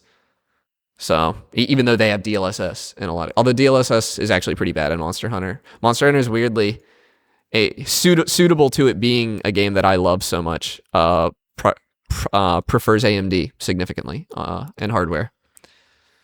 But I love this game. As you may know, runner up game of the year, Gametalk second best game this year. Second best game this year. It's good. It's so It's good. I'm just glad they stuck the landing because this is the landing. We have 2 more Arch-Tempereds coming. But really, this is the final content we're going to get in base game Wilds. So, a lot of Gogmazios hunts in Mind and Mike's future, I think. Oh yeah. Any other video games we've been playing? I got nothing. Man. It's been Well, a day. It's been a year. Yeah, it's been 24 hours since we last recorded. So 24 hours. we're very lucky that Gogmazios came out, and that I had a chance at, before work to hunt him. But yeah, I think so. This is going to be our last episode of the year. So yeah, we'll be back in 2026. I think this was a great year for video games. Not so much of a great year for like other things, but for video games, I think it was a fantastic Video games, year. This is one of the all-time greats. Like, Yeah. And it just kind of reinforces my belief that in terms of video games, I still think we're in quite the golden age. yeah. I mean, 'cause I know a lot of people have the argument, oh, games aren't as good as they used to be. yeah, that's And nonsense. I'm like, no. You're just not playing enough games, my friend. I think we have an So- interesting few years ahead of us, I think, because hardware is about to stagnate in a Yeah. huge way, I think. And I think that will probably be our first episode of 2026, talking about the RAM situation and the implications of that. I think is very fascinating and kind of some uncharted territory we're going into. But that does not stop excellent game design. You know, if you can put out a Yeah. Player Obscure on current hardware doesn't need to get better. It doesn't, yeah. Yeah. All right. Any other final thoughts before we sign off for the year? Nope. Happy New Year, All Merry right. Christmas, Happy Hanukkah. Yep. Happy holidays. Actually, this will be coming out after Christmas, Yeah. but before New Year's, notably. But yeah, so thank you all for listening. You can follow us at Podcast Gametalk on Instagram, YouTube, TikTok, and Blue Sky. You can click the link in the description of this episode to join our Discord and talk to us there. And please like, rate, and review us on Spotify, Apple Podcasts, or any other podcast services you use. Thank you all for listening, and see you in 2026.